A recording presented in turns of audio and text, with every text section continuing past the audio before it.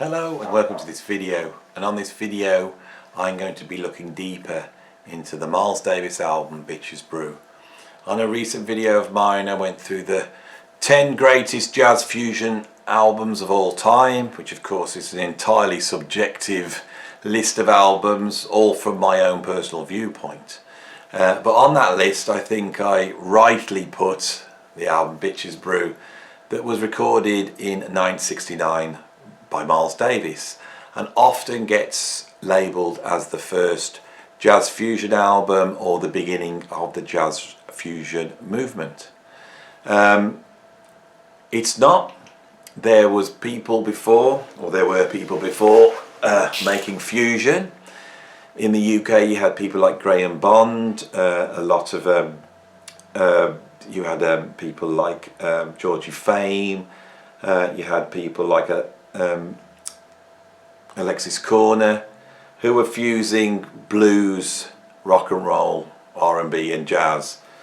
Over in the States, by the mid-60s, you had people like Gary Burton, Larry Coryell, Jeremy Steig, Steve Marcus, Mike Nock, a whole bunch of people who were also fusing jazz and rock music.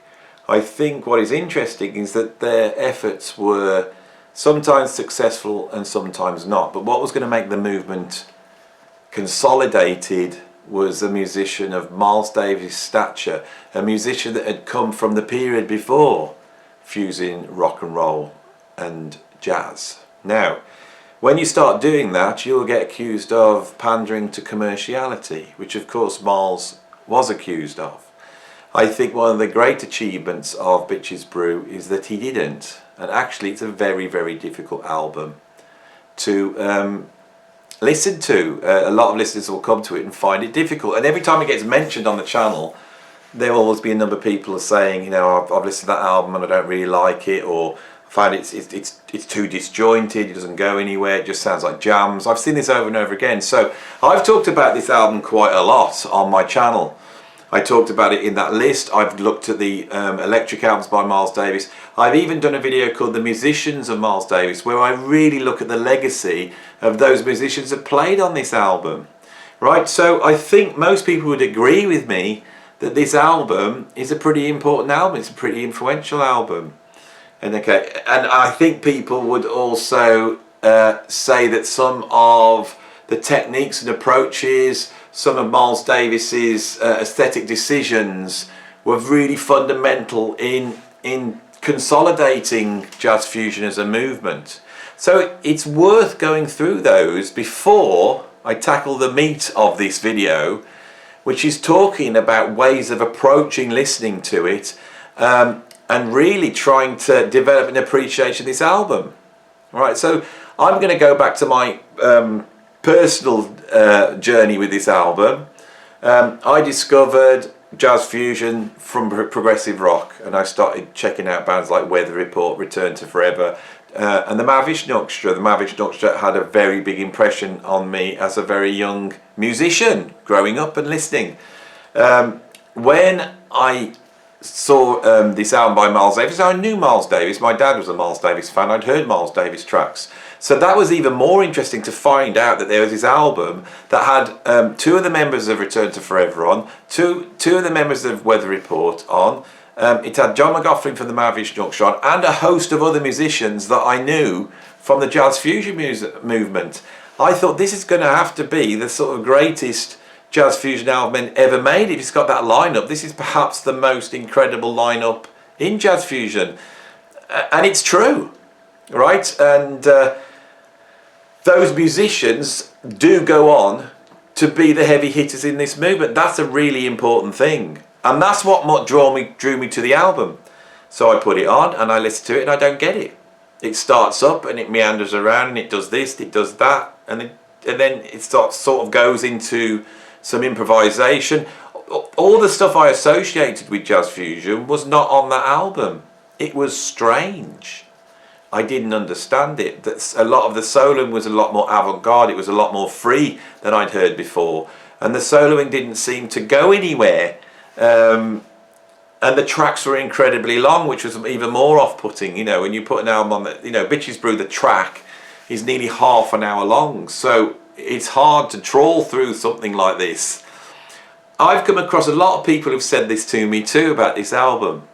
Now what I did was, because of the lineup and because I had this perverse belief that Miles Davis was so important in the history of jazz and that these musicians were so great, that there must be greatness on this album. That's the first thing. I assume that that must be the case. And so I put the headphones on and really started to listen. All right? Now, I want to get into the sort of discoveries I made, which developed an appreciation of the album, and eventually it became one of my favourite albums ever made. I think definitely, I would say Visions of the Emerald Beyond, Birds of Fire, Bitches Brew, I would say those are my three favourite albums. Very jazz fusion, sorry. But I had to work and earn my appreciation of it. But before we get into that, it's worth discussing what this album does. So even if you don't appreciate it, you can at least you know, nod your head to its importance in this movement. So one of the things Miles did on this album was not use jazz swing rhythms. He'd been doing this to a point before, right? He was introducing eighth note rhythms and straighter rhythms. Tony Williams had done this in the classic quintet, and then on albums like Miles in the Sky and Feed to Kilimanjaro, he was doing it even more. By the time we get to In a Silent Way, which is the album before, he's introducing rock beats, but not like heavy rock beats, not Led Zeppelin, but it's the fact that the time is straighter. And a lot of jazz musicians felt that playing with straight time was not as expressive as swing. Swing is actually a more sophisticated rhythmical bass. So how do you solo in straight time? Well, the phrasing, the phrasing of jazz is a swing phrasing. So you have to develop a new way of phrasing. That's a really important thing. When Bitches Brew comes out, it's all hell lets loose. It's the fattest, funkiest beats ever. It's just on another level. Now, it's worth mentioning In a Silent Way. In a Silent Way also is one of the most influential albums ever made. It's very influential on fusion. It's very influential on the musicians who created fusion. You know, people like Billy Cobham, John McLaughlin, Joe Zawinul, Weather Report. What they're doing is really rooted in that album. But that album is exploring much more textural stuff, almost like ambient ideas. You know, you can almost see that the elements of New Age music in a Silent Way. In a Silent Way is accessible to people because it's very beautiful, quiet, ethereal album. Bitches Brew isn't. Bitches Brew is an onslaught, all right? It's an onslaught and it's based on a rock beat. It really links in to stuff that's happening in rock music at the psychedelic end, especially people like Jimi Hendrix. There's elements of James Brown, there's elements of Grateful Dead, Jefferson Airplane. All of that is in Bitches Brew. It's not so much in a Silent Way. Okay, so that beat, the idea of a psychedelic album, almost like a drug experience album, that's something new that you get with Bitches Brew, and that definitely is the case.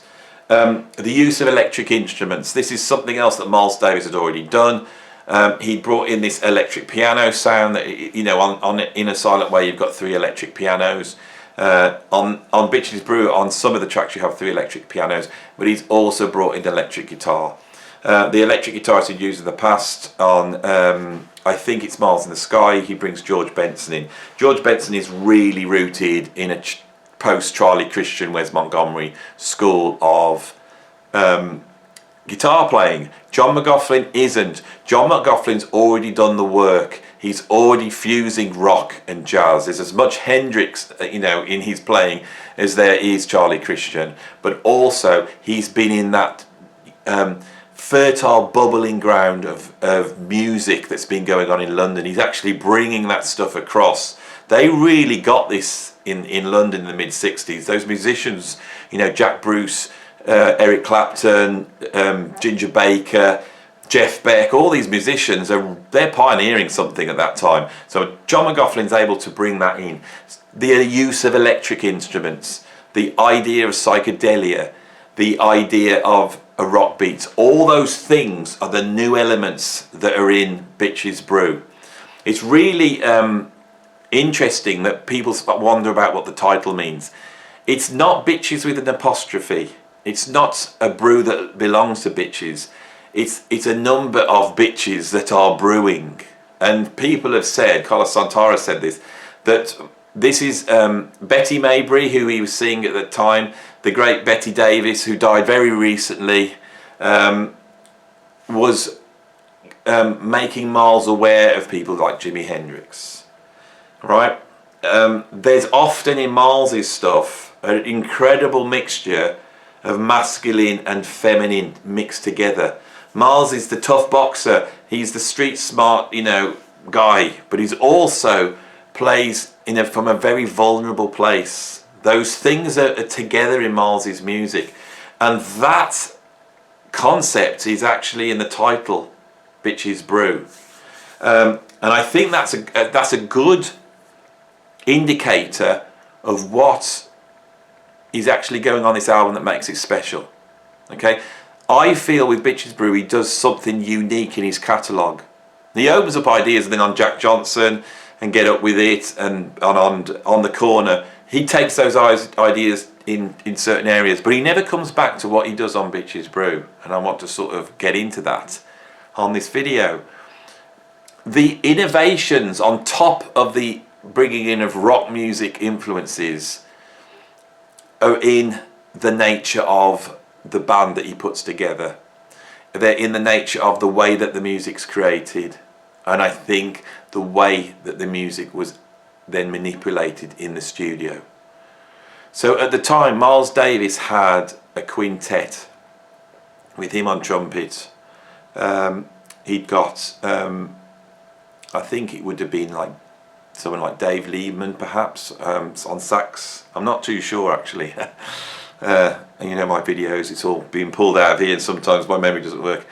He got Jack DeJohnette on drums, he'd got Chick Corea on keyboards, later on he brings in Keith Jarrett, and he'd got David Holland on bass. And he's actually trialling some of these compositions with that band before he goes in. There's this idea that these tracks are completely improvised. They're not. In some cases, like the track Sanctuary, he'd been playing these things live. The thing that he drops into the mix that throws everything out is the fact that he expands the band. He brings in new musicians. So his basic quintet is sat there with all these new players, right? Those players are then being directed. They sat in a semicircle with Miles in the middle, and he would throw them some basic ideas, or throw them a tune that Chick had been playing perhaps, but they hadn't, and then they would dive in and he would start to record it. This is a way of making albums that is revolutionary. You know, it's the way I write my music. You don't have compositions, you walk in, and the studio is the compositional tool. You're going to improvise stuff, and then once those recordings were made, T.M. Macero, who was a producer, took them and he manipulated them. He added analog delay, tape loops. Those are the things he added, and a few other effects, phasing effects. So he creates structures by looping certain sections. This is one of the keys to listening to this album, is to hear how these sections work. The opening of Bitches Brew has been assembled in the studio. They didn't play that. It is so incredibly done that you don't notice.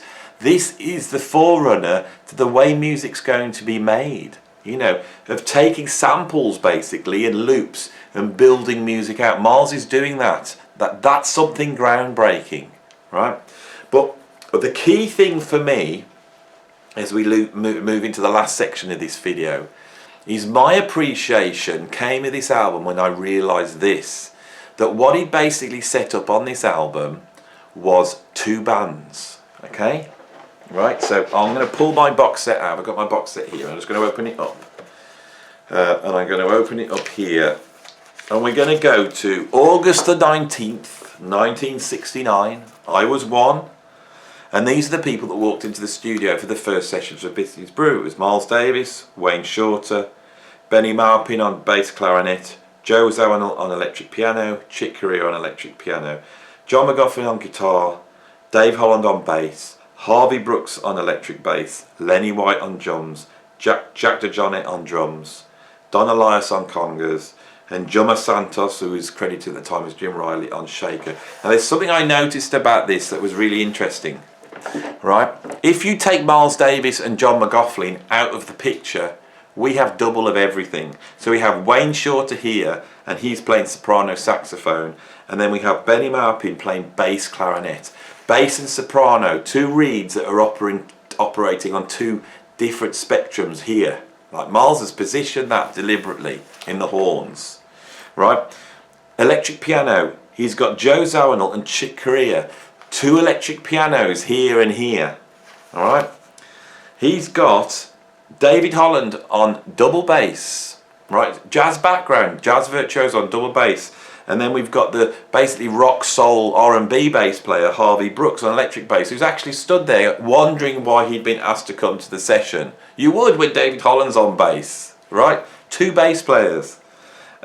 We've got Lenny White on drums in the one channel, right? A new guy, he's 19 years old. You know, he's in awe of Miles Davis, and he's sat in this session next to Jack DeJohnette on drums. So we've got two drummers, and then we've got Don Elias and Jim Riley, two percussionists. Everything's doubled except for Miles and John McLaughlin. And on this album, we have a track called John McLaughlin. John McLaughlin is key to this album. Now, while I'm here, I'm going to apologise for saying John McLaughlin. I think this is one of the biggest criticisms I get, that I should be saying John McLaughlin, right? And I wish I had the focus in my mind to remember to say that, but I haven't. I picked up this pronunciation off the Meeting of the Spirits video where Larry Coryell introduces the great John McLaughlin. That's how I thought his name was pronounced, and I've said it for 40 years, so I apologise for saying it, but I'm not going to change now. So you could moan in the comments as much as you like, but that's the way I am. Right, so anyway, I sat down one evening, and when there's two bands going on, this is why it sounds so chaotic.